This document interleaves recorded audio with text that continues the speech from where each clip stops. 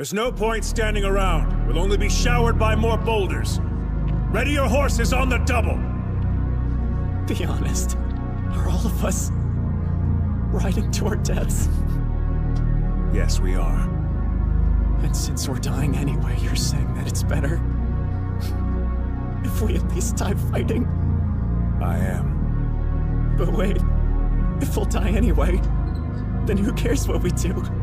We could just disobey your orders, and it wouldn't mean a thing, would it? Yes, you're precisely right. Everything that you thought had meaning, every hope, dream, or moment of happiness, none of it matters as you lie bleeding out on the battlefield.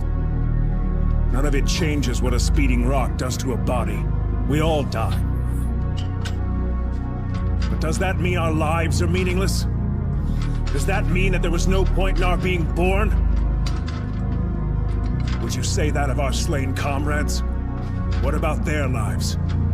Were they meaningless? They were not! Their memory serves as an example to us all! The courageous fallen, the anguished fallen, their lives have meaning because we, the living, refuse to forget them! And as we ride to certain death, we trust our successors to do the same for us! Because my soldiers do not buckle or yield when faced with the cruelty of this world! My soldiers push forward! My soldiers scream out! My soldiers rage! Now existence, you see, is something that is spontaneous. The Chinese word for nature, zhiran, means that which happens of itself. Your hair grows by itself. Your heart beats by itself. You breathe pretty much by itself. You don't have voluntary control over these things. So we say it happens spontaneously. So when you go to sleep and you try to go to sleep, you interfere with the spontaneous process of going to sleep. Try to breathe, real hard, and you find you get balled up in your breathing. You've got to let go and let it happen. Because if you don't, you're going to be all clutched up. You're going to be constantly trying to do what can happen healthily only if you don't try. But we have a strange anxiety in us that if we don't interfere, it won't happen. And that's the root of an enormous amount of trouble. But the basis of it all is this, then.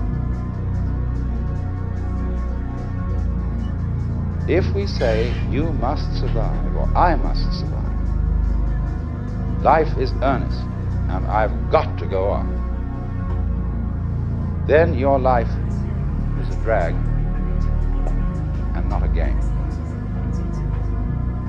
Now, it's my contention, my personal opinion, this is my basic metaphysical axiom, shall we put it that way, that existence, the physical universe, is basically playful. There is no necessity for it whatsoever. It isn't going anywhere. That is to say, it doesn't have some destination that it ought to arrive at. In music, one doesn't make the end of a composition. If that were so, the best conductors would be those who played fastest.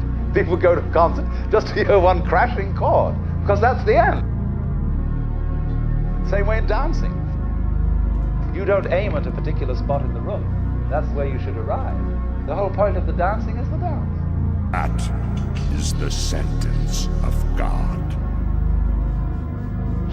But if your dream still lives, if that castle still gleams just as brightly in your eyes, then it is your obligation to lay the stones that surround you now. Let us begin the chant of offering.